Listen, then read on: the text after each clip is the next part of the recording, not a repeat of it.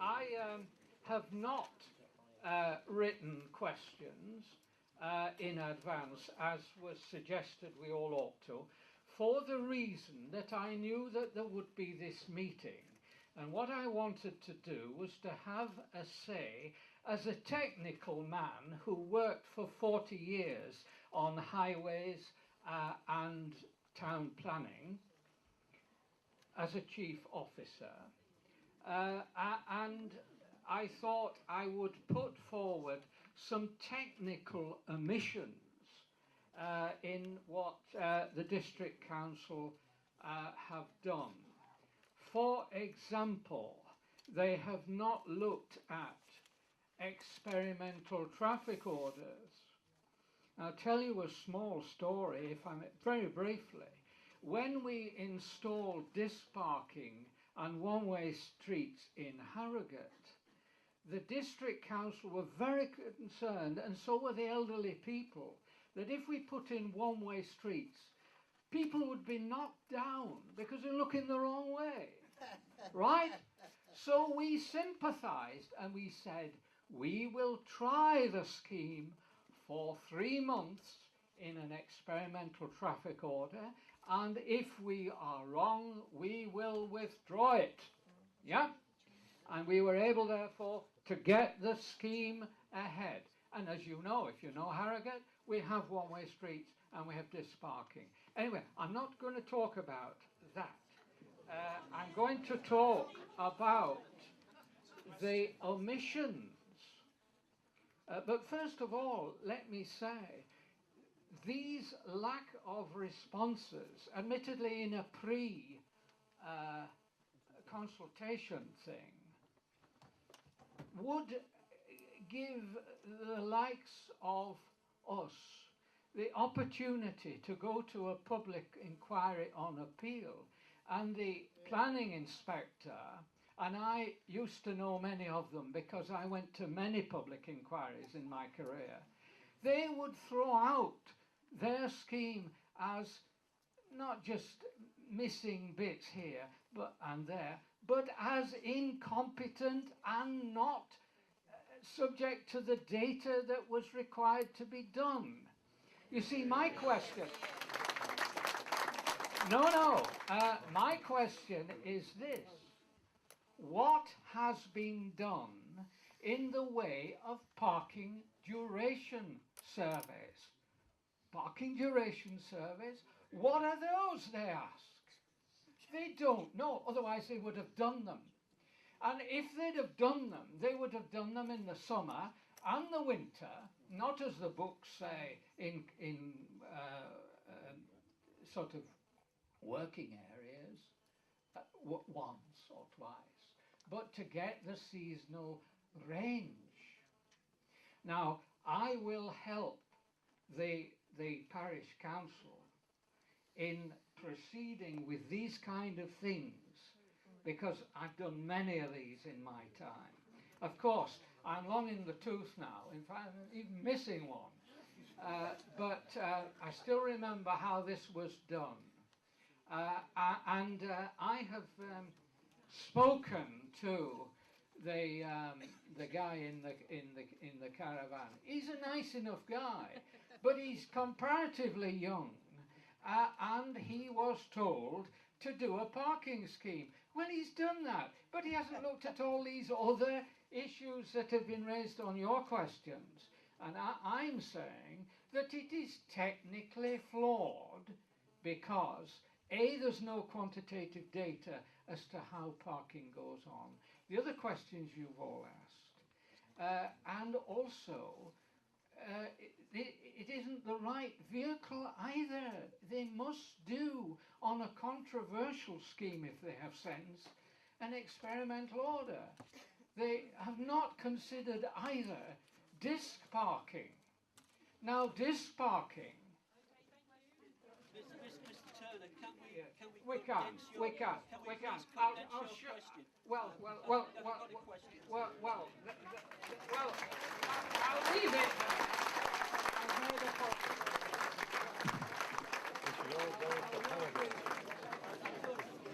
I've got a simple question for Councillor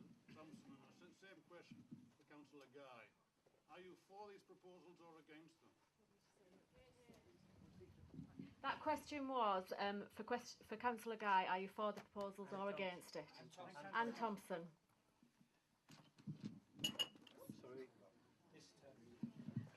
Right, thank you. I think I've already made it quite clear I am not at all in favour of these proposals.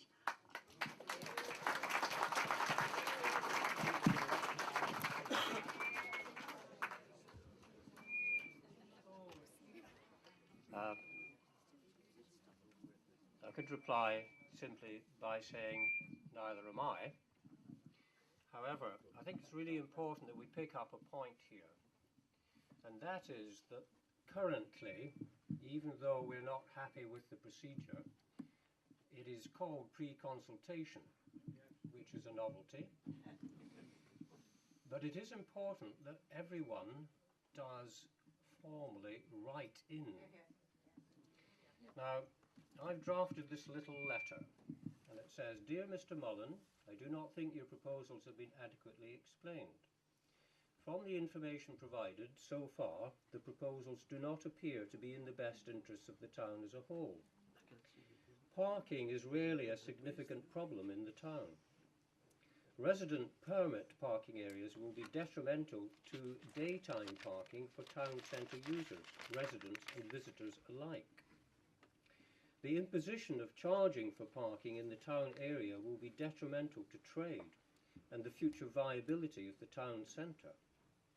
I therefore formally object to your proposals, which, if implemented, would be detrimental to the future of the town. Please ensure my objection is taken into account in any decision that you are going to take.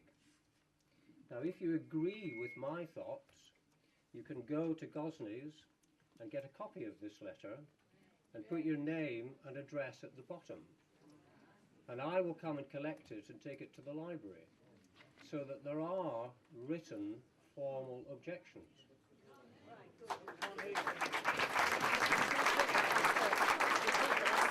Can you repeat the last bit, Philip? Perhaps it would also be opportune at this time if I read out a motion that's going to be debated at council, full council, next week. And this is going to be proposed by myself and seconded by Councillor Cooney from Mars. Philip, can you lift the microphone near your mouth?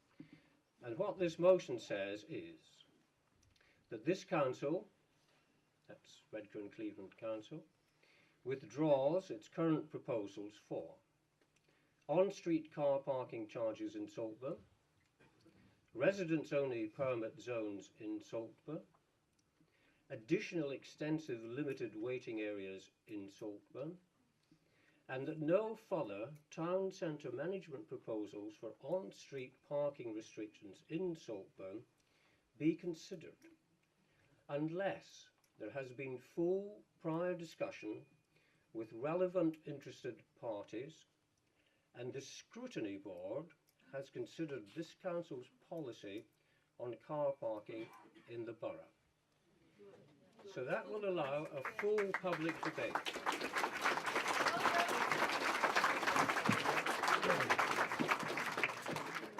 Can I just add that I fully endorse what Philip has said, and I know that a lot of people have been doing a sterling job in getting a petition going, and I know there's quite a lot of numbers on this petition, but please don't think that if you've signed the petition that your opposition will be noted, because that petition unfortunately is only classed as one objection. So you must, if you put your name down on the petition and that's all you've done, you must write in or email to the engineering department. The email is blocked. Can I just say this? Emails to Andrew Mullen keep bouncing back because his email box is full. So please. Right. Well, I know a number of people have been sending emails to me, and then I have been forwarding them on to that department. So that facility is available, and I'm sure Joan and Philip will forward them on as well. And our email addresses can be obtained from the website.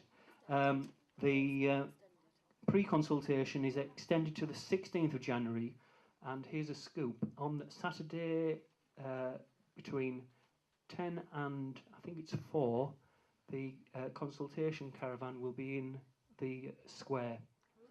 So please attend and make your comments and feelings known.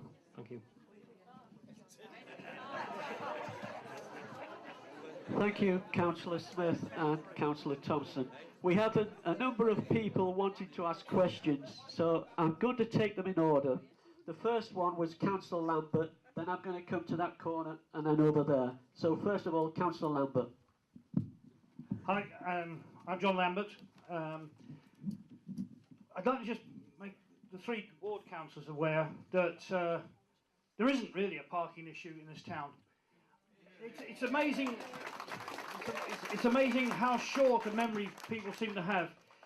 Last year and the year before, this town, not the borough council, this town put on 2 massive one-day shows, thanks to the businessmen and people in Saltburn.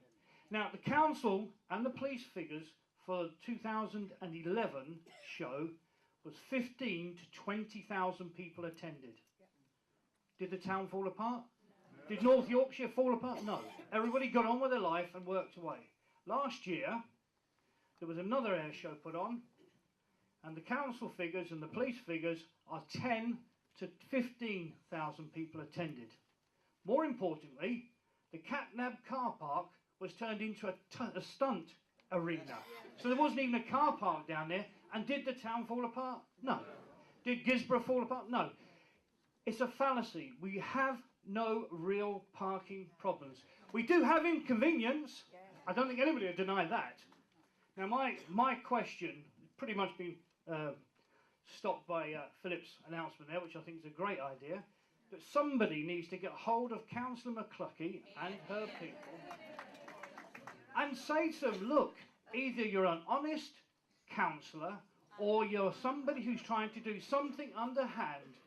Come and talk to the people of Saltburn.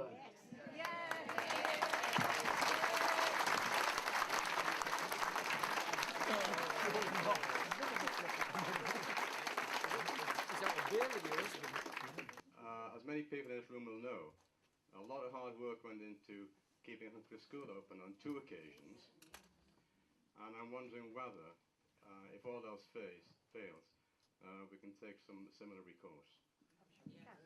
Right. As far as if all else fails, we don't want everything to fail. We want to put a very clear case before any proposal is drawn up for formal consultation, and that's what we are doing now. We're getting the message across that no, we don't agree that there's a problem, and that suggestions that have been put in for whatever reasons, we all have our own ideas about what they're for. Whatever reasons they've been put in, they are not things that are going to help this town in any way. In fact, my personal opinion, they will damage the economy of this town and make lasting damage to this town we've all cared about so much. But there are various things that we could do and that we should do and that we will certainly do. Saltburn never gives up on anything very much. I was quite amused to hear about the schools. I was one of the revolting parents many years ago. Saltburn, the shame thing, Saltburn to maintain education. So anyway, I really do feel, yes, we will want to do things, but I think we will need to find out what happens with this inquiry and the results of this, and then we can have our sort of contingency plans in place. But I think the main thing is that we know that in Saltburn, if there is a real problem, people will turn out and support it. Right, I'm Grace Seymour. I'm a Methodist minister. I don't actually look after Saltburn, but my superintendent minister who does look after Saltburn said he'd been told this week that there had been 2,000 responses, not 480. The main point is we were told that people in Exeter Street could not go and park on Dundas Street. What about the people who live on Milton Street and Dundas Street? Where do they park? Exactly. And thirdly, I wondered, because of the parking, the promises to give more parking, whether the council have Doctor Who on their side.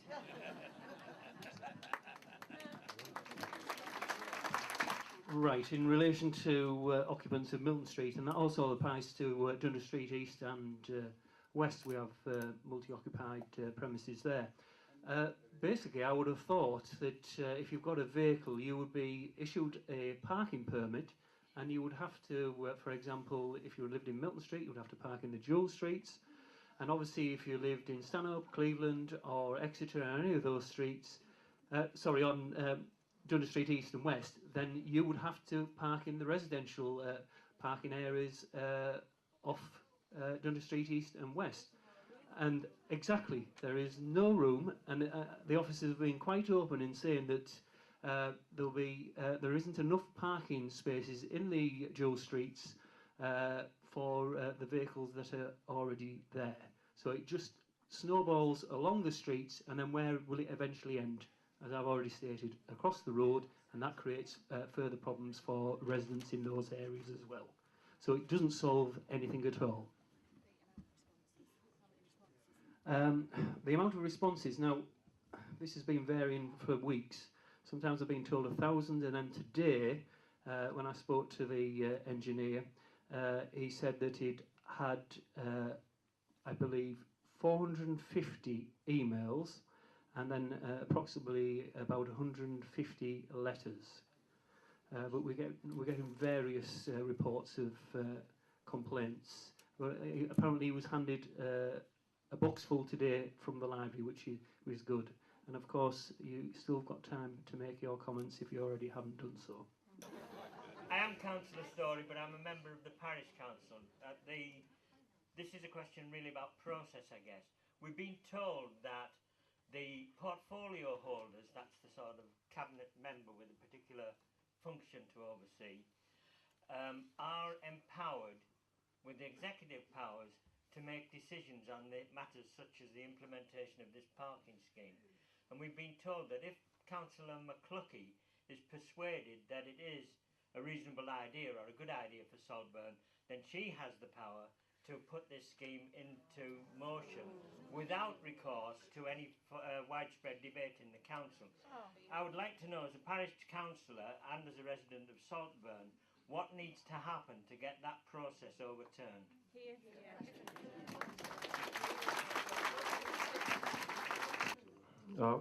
Subject to David Turner telling me that I'm not saying it correctly, that is the statutory requirement at the moment. If a traffic control order is published by the authority, then there is a requirement for 3 weeks of formal consultation. The results of that formal consultation then go to the portfolio holder, who, together with the officers of the authority, have that power, as has been said. Now, to change that, we need to change the rulings within the authority, because that is the statutory guidance that's given for traffic control orders. However, what I am hoping is that when we have a public debate at council next week, that we will avoid the traffic control order actually being put through at all. That is not guaranteed, because clearly there are a majority of people who are supportive at the moment, as I understand it, in the council of the proposals. So when the portfolio holder takes the decision, that will be based on the amount of replies. So if we get to the stage where a traffic control order is published, then we've got to go through the whole exercise again. Now, they have said that the responses they've had to date will be taken into account, and I hope that they honour that. But the requirement statutorily is simply that they have to take into account the responses during the consultative period. So again, we would ask people to make the effort of putting all their comments in writing. And just to reiterate, for this pre-consultation period, we actually have now, I understand, up till the 18th in which to submit. If all else fails, then I'm sure that we can appeal that, and that I'm sure would be supported. Hello, my name's Sue Anderson. I'm a Saltburn resident. I've got a Saltburn business, and also I'm involved with Saltburn Town Partnership. My question touches on the guy behind Mike Sellers a little bit, which is about the future of Saltburn. In November 2011, the Localism Act came into being, and it basically suggests that the parish council could put forward to do some neighbourhood planning, develop our own planning policies for Saltburn. So my question to the parish council and whoever else would be involved in this is, can we take this forward and can we try and develop this plan? I'll get Tracy Meadows, our clerk, to respond. Right, as a parish, I mean, this meeting isn't actually for issues to do with the parish council. The parish plan has been on the agenda for the parish council for several months now, and it is again going to be discussed in the coming months. So it is something that we are aware of, that we know that we can do, but there is so much vagueness about the powers that we have, that we are waiting for further training and further information about this before we take it forward, and that's the short answer. Hi, my name is Naomi Phillips and I'm a resident of Saltburn, although I probably don't sound like it. My question to the council is regarding the communication of the process that the Borough Council are following. Since the 23rd of November, the letter that we received from the council warning us of these proposals coming in place, there have been a number of changes that they have made, and they haven't communicated those changes always. Currently on their website, they're saying that the consultation period is open as of the 6th of December. They're now calling it a pre-consultation period, but that is not published anywhere in newspapers or on the website. We're hearing this through Facebook. And even now, there are differences in the extension date of the pre-consultation period. On Facebook, it says the 17th of January. Councillor Thompson has told us the 16th of January. The 18th, sorry, and Councillor Smith has told us the 16th of January. So what's the Borough Council doing to tell us exactly what's going on? Because not everybody is on Facebook or the internet. Could I just mention that George Dunning was on BBC Radio Tees this morning, and he was confirming the consultation period, and he was given dates. The latest date was the 18th of January for the full consultation. The pre-consultation dates had been moved, but it's now the 18th of July. Sorry, January. Well, this is the issue, isn't it? Lack of consultation and clear consultation that we're getting from the authority. All three of us from the start have not been kept informed of what these proposals will be. And the dates, I mean, the leader says the 18th, officers are saying the 16th. And if they'd got it right in the beginning, we wouldn't have had all this confusion and anger, I feel, in the town. They need to get their act together, and lack of information does not help. This question is to everybody in this room. My name's Kerry Patterson. Who wants Saltburn and District Council? Forget these. Forget Redcar and Cleveland. Let's go out on our own.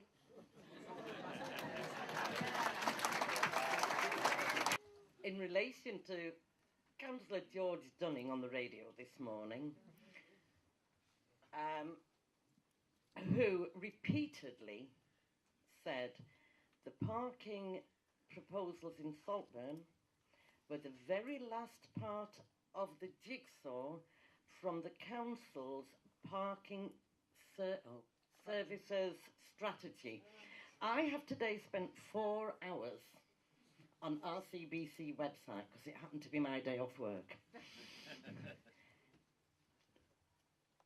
Are our ward councillors aware of any such document or strategy, that we are the last piece of that jigsaw? No. Well, in 4 hours on the website, I couldn't find a single piece of that jigsaw. It's not the easiest of websites either. Yeah, just want to make a point, because it was me that was on the radio this morning. Councillor Dunn did say that the pre-consultation will end on the 18th, but he also did say that the official consultation will start on the 19th. Now listen to it again and you'll hear he says it. So overnight they're going to read all of your emails, all of your letters, and they're going to draw a conclusion by the morning when they will start, regardless of what's in there, they will start the official consultation. Shocking. Tell me that's not already in the plan? That doesn't exist? I'm Rod Harp. I'm a foreigner from Gisborough. We welcome all visitors to Saltburn. I visit Saltburn a lot. Now, what I wanted to ask is if anybody knows the law, because some years ago I looked into this and I recall that they are not allowed, no council is allowed to introduce a parking scheme to raise money. Now, you have demonstrated there is no need for a parking restriction, but we've already had the answer from the council. It's going to cost £40,000 one-off capital cost, and it's £120,000 a year income. That is raising money out of parking. Now, somebody needs to recheck the law because it might have changed. So that's my suggestion, that if the relevant person in Saltburn could do that, or the parish council could. Yes, I agree. It's just one way of earning revenue for the borough at our expense and the town's expense. A lot of us have put a lot of time and effort, all of us have, community groups, businesses and the residents to make what this town is today. And unfortunately I don't think any of us are going to stand here and let it be all washed away into the sea. Okay. It's all very well raising money. The question is, what's it going to be spent on? Now, there has to be a clear appraisal of the local authority's budget, which needs scrutiny. So the simple fact of raising additional revenue shouldn't necessarily in itself be a prime objective, because then it's got to be spent. And what are we going to spend it on? So let's also be thinking about what we're going to be doing in terms of revenue. It's about the back alleys in the street. They're saying that they're anointing to park there. Well, as far as I know, the law is if they have been in touch with the fire brigade, which I've been on plenty of courses, it is illegal to do that. So where do they get that answer from? Exactly. You will not be allowed to park in the rear access alleys. It was included in the proposals on the restricted parking zone, I think just to make life easy. But if you do park, unfortunately it is an obstruction and you will get ticketed for that. My name's Jan Snaith. I'm actually a Broughton resident, but as Broughton has absolutely no facilities whatsoever, Saltburn is used quite prolifically by people in Broughton. What my question is, and from several people at the back is, are any of these council meetings open for any of us to attend, or particularly for Saltburn residents to attend to express their views? Or is it Mrs McClurkin, however she is, demanding a closed meeting because she's not prepared to answer any questions? I think all council meetings are open to the public to attend, but that doesn't necessarily allow them to voice a view. However, at council meetings it is possible for members of the public to ask questions and they can be given into the clerk at the Borough Council, and they are invited and they have at least 3 minutes to ask questions. So that facility is certainly available. Just before, I can also say that the parish council meetings, the general public can also attend. Again, very similar to the Borough Council, you have 3 minutes to ask and propose a question. I agree what Philip has said, but I checked on this afternoon, and the next Borough Council meeting is next Thursday, and the ruling is that you must submit your question to the council, this is members of the public, within 10 days of that meeting. So unfortunately we're too late in that respect, but there is a Borough Council meeting in March. I would hope that this has been settled by then. Yes, can I just add that not only are council meetings open to the public, also the cabinet meetings are.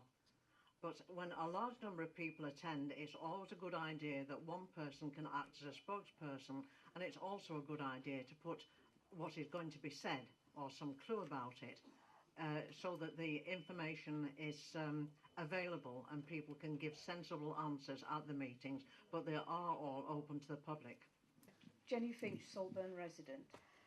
We've had a large number of different figures quoted for the number of letters and emails people have received, supposedly. How difficult would it be for the council to put an automated response or receipt onto the mailbox that everybody can just print off, and so we can keep tabs for ourselves? Even I can do it, and I'm an idiot. Sorry, I've had a question passed to me. It's for the borough councillors.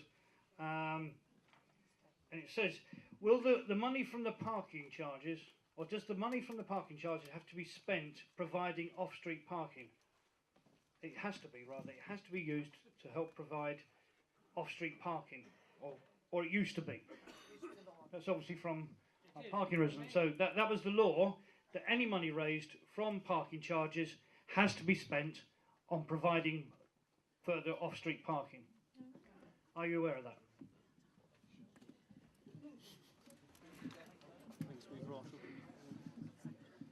Whatever the law says, it's not necessarily the practice.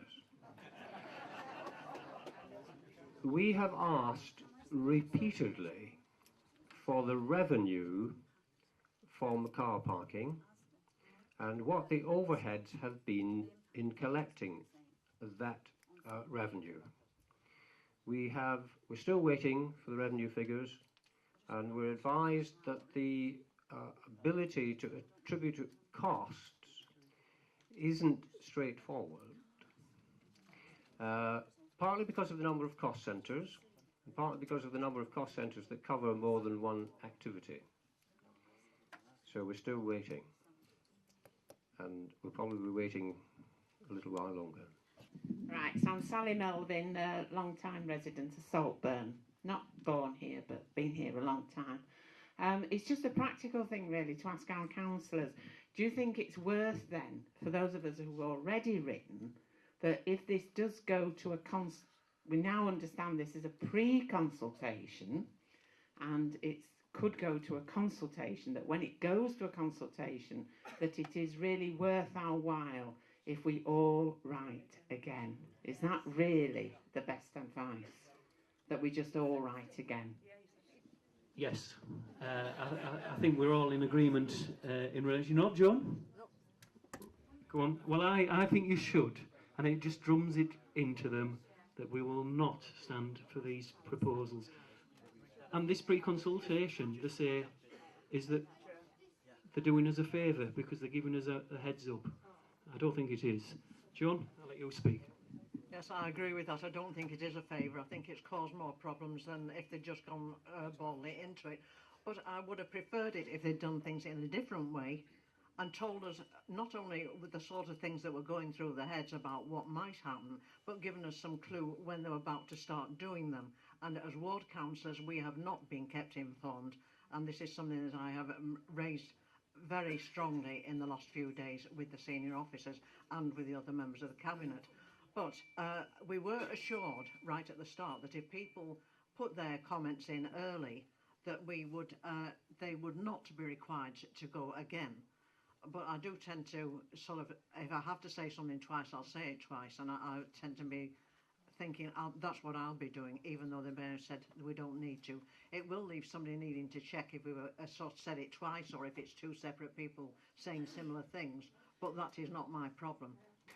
Just for clarity, if the traffic control order actually comes out, if it does, and if it is not the same as the current pre-consultation proposals, then there is an argument that could be put forward that these are different proposals.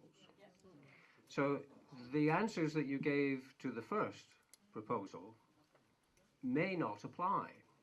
So the best way forward, I feel, is to seek written confirmation from the authority that they will either or not accept existing pre-consultation replies, and if they won't, then the position is clear. If they will, we need that in writing. Yeah, just to clarify on numbers that people are for and against this scheme, would it not help, or would it be possible?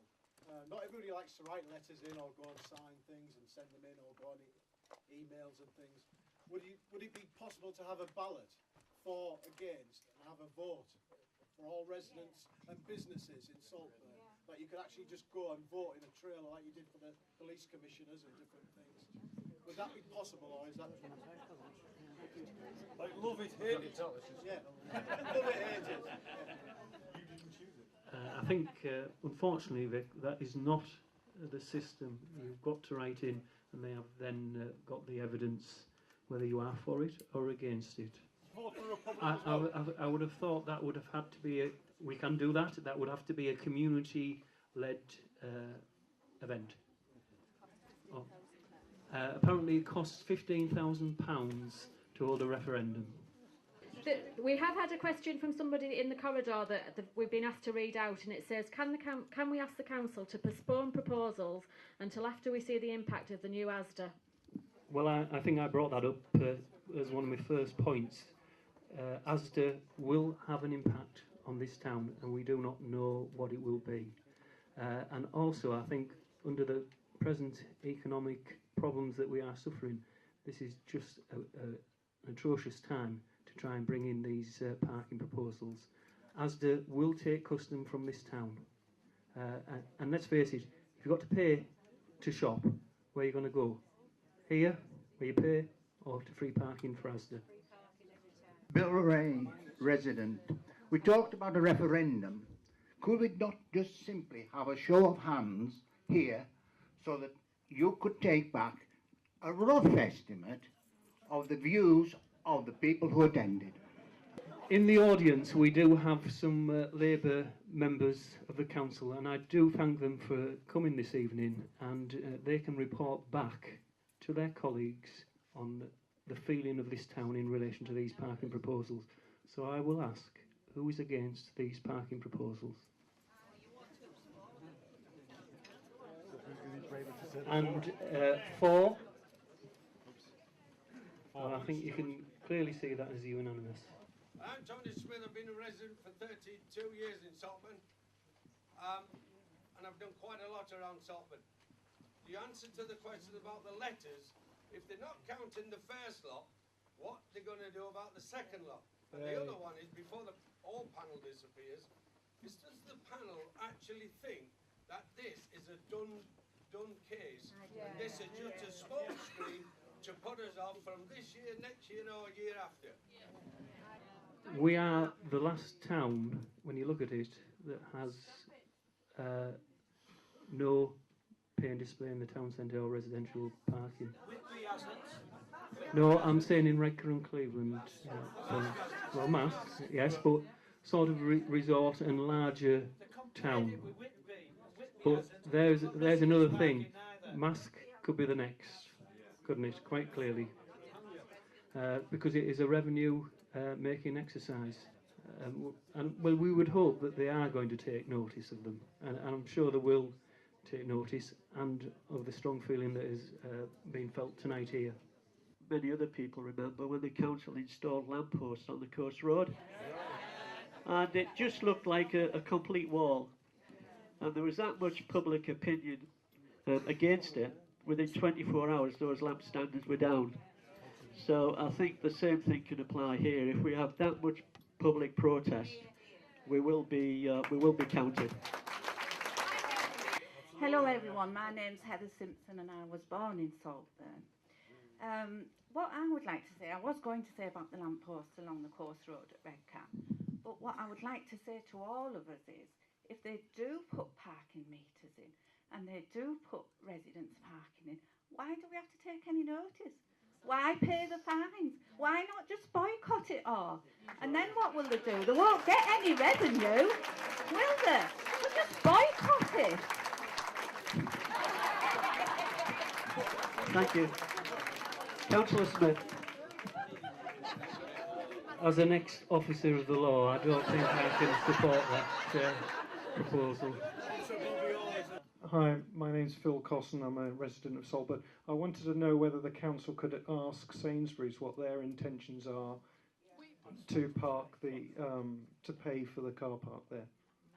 Okay, to answer that question specifically, I, with Councillor Dowson and Councillor Story and Charles Twist, had a meeting with Sainsbury's because they were absolutely shocked when they heard of what was going on, and they hadn't actually been told or consulted in any way. Charles Twist's partner emailed them to find out their views on the parking, and they were absolutely astounded. So much so, they sent somebody up here, their expert on parking, to meet us this afternoon. Now, Sainsbury's, needless to say, are concerned about the arrival of the new Asda. But more importantly, they're concerned about the small shops in Saltburn. They're concerned that they're big enough to take a hit, but the small shops aren't. And they want to support this town in any way they can. To that extent, they gave an undertaking this afternoon to write to McCluskey, to Dunning and Amanda Skelton to actually say that they are totally, as a company, Sainsbury's, totally against these proposals. So Sainsbury's are with us. Just to add to that, they also said that they've seen themselves the effect that Sainsbury's that these kind of restrictions have had on other towns like Penrith. So they've actually been there, done that, seen it, got the T-shirt. I've got another question. I was told repeatedly by Andrew, Clare and the such mob of the trailer that they would be taking into account all of our comments in order to make up this report. If, according to George Dunning, we're actually going to be starting on the 19th of January, how on earth are they actually going to be processing all of that information? What guarantees do we have that they are going to be taking that information into account? And is there any kind of recourse if they have not taken our information into account? Okay, thank you. I think clearly there is some confusion in relation to dates, and obviously we need to clarify and hopefully get an answer in respect of that date. I can't see it being the 19th of January. I think, as it was mentioned earlier on, they need at least 3 weeks to look at all these proposals, and we would hope that they will be binned and we won't be back for another session. Well, can we get at them if they've not included our comments? Can we get at them? In what respect do you mean? Can we get at them, Charles? If they're not included in their report, very salient points made by the public, is there any way we can appeal or complain about the report? We will request copies of all the letters that have been received, and I believe in the past they have been given to us, obviously with probably names and addresses omitted. So we will see the comments, and we'll be able to note how many comments have been made. That is, sorry, the 3 borough councillors when they come and consult with us. Yes, and that is an important fact. In your comments to the engineering department, it is good to have some constructive comments to put back to them, and if they have any other plans, then they can take these on board. Thank you. Tony Curlew, I'm a resident of Saltburn. Like Sheila, I heard Councillor Dunning, and like Sheila, I also went onto the internet to try to find that particular strategy paper and wasn't able to do so. But what I did come across was a copy of the council's own parking policy.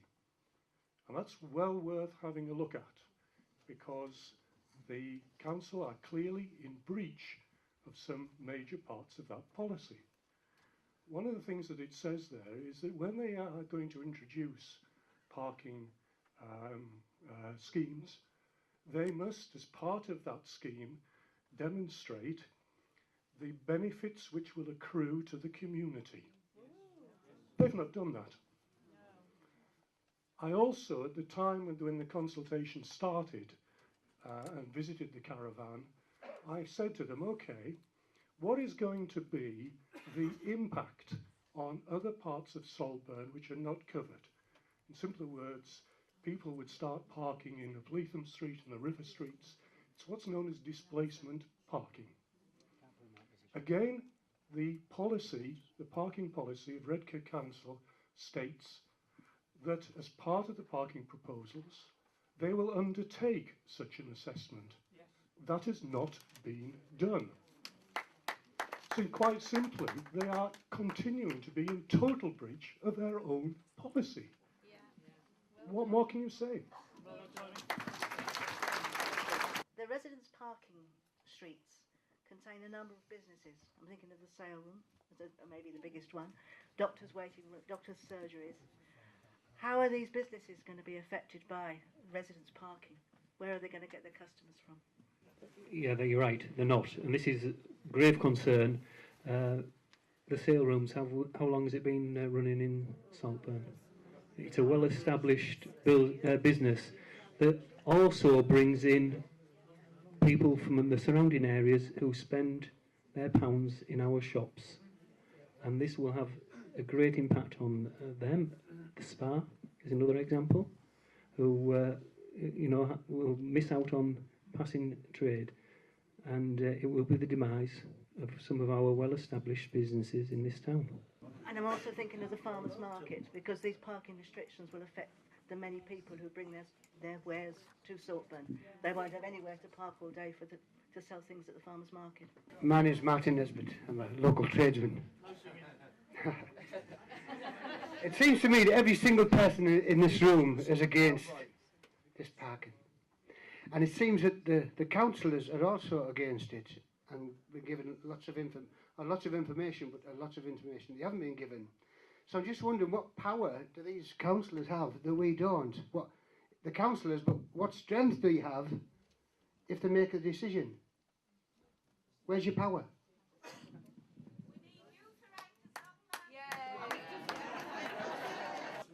Basically, we don't have any power. We're here to represent you and your views and your opinions.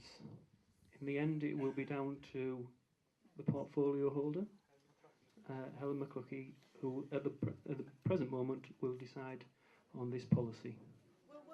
My name's Mo Shevis, and I belong to lots of local organisations here, including U3A, which has 830 odd members, many of whom come to leisure activities here, particularly in places like the Methodist Church. Now, I happen to live in the street where the Methodist Church is, so I'm lucky when I've got to go to activities there. At the moment, people can quite happily come and park in the street during the day, etc., and when residents are out at work, and there are no problems there. These activities, and they are for elderly people, they also provide activities for children, for disabled people. They're not the only ones. There's the community centre and Emmanuel Church too, and those activities are keeping people healthy, happy and well, and so therefore save money on the health service and all sorts of things. And I asked this question there and got no answer at all. I was there the same day that Tony was actually, and I was very disappointed in the sort of answers that we were getting for people on the caravan.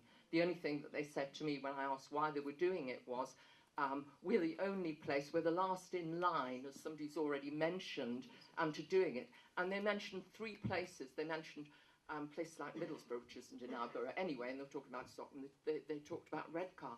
There are 3 towns that have something in common, which was they have parking fees. I asked him to tell me, if he could understand what the 3 things that they had in common that we don't have, and that was closed shops.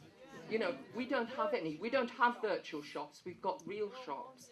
But, leisure activities too are very, very important to us. Hello, I'm Doug Maidens. My family's worked out of Amber Street for 63 years. We run a plumbing firm. Now, if they do this parking in the back streets, I have no access to my workshop. And that affects, there's Raps Caff and the other one, we're all on the same tee.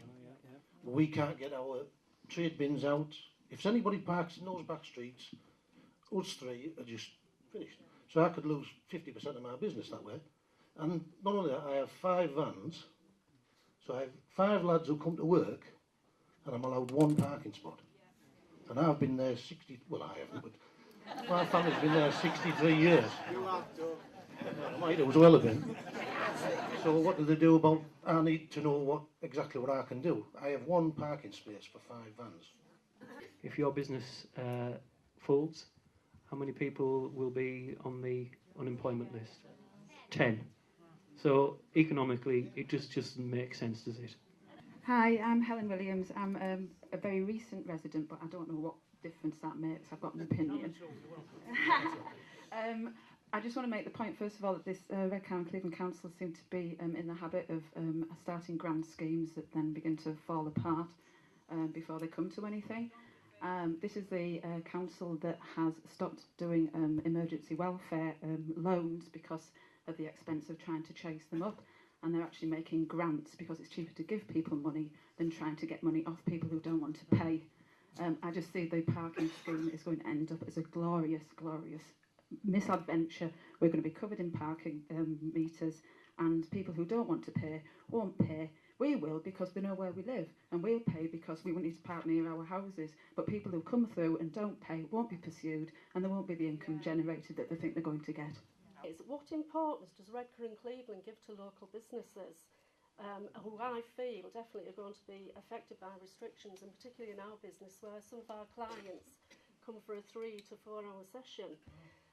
When we received the letter about the pre-proposals, I rang Redcar and Cleveland that day and asked what about people working in Redcar, and the glib remark I was given, well, it's you workers that are clogging up the... Well, I think I mentioned earlier on that the person responsible for businesses, the portfolio holder, Mark Hannon, has come out and said that he is opposed to these parking proposals. So obviously there is some concern within the ruling group in relation to these proposals. What importance does Redcar and Cleveland give to local businesses who I feel definitely are going to be affected by restrictions, and particularly in our business where some of our clients come for a 3 to 4 hour session?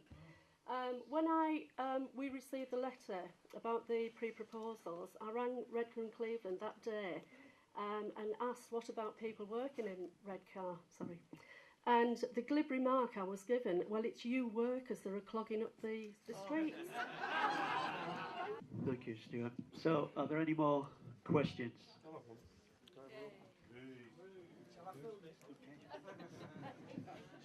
Get my dark side, could you?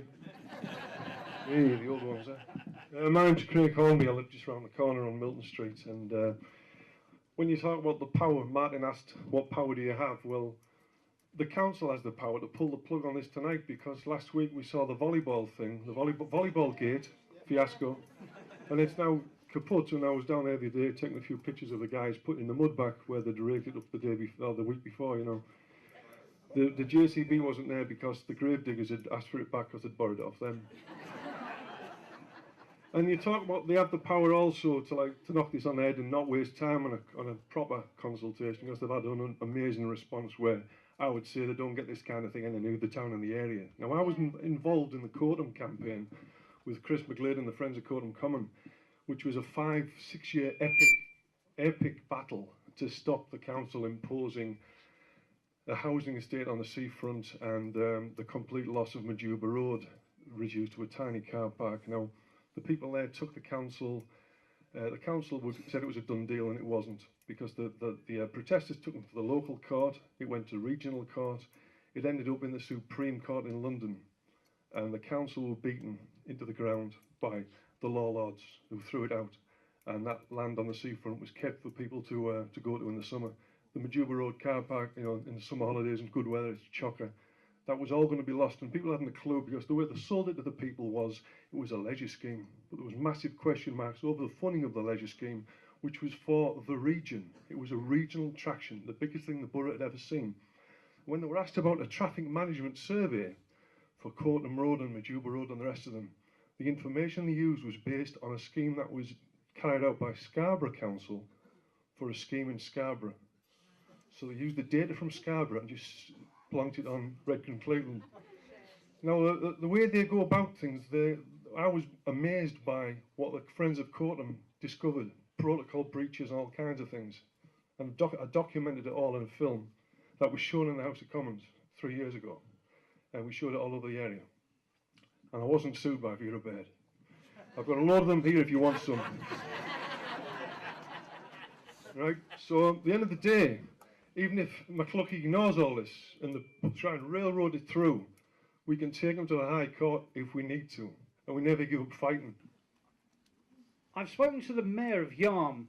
Now, Yarm have had a massive battle with Stockton Council, and the Town Council, the equivalent to the Parish Council we have here, was instructed through its public to actually take on Stockton Council, and they fought them, and they fought them, and they fought them all the way to London, and they lost. The Town Council now got a bill of tens of thousands, if not hundreds of thousands of pounds that Stockton Council have put on them.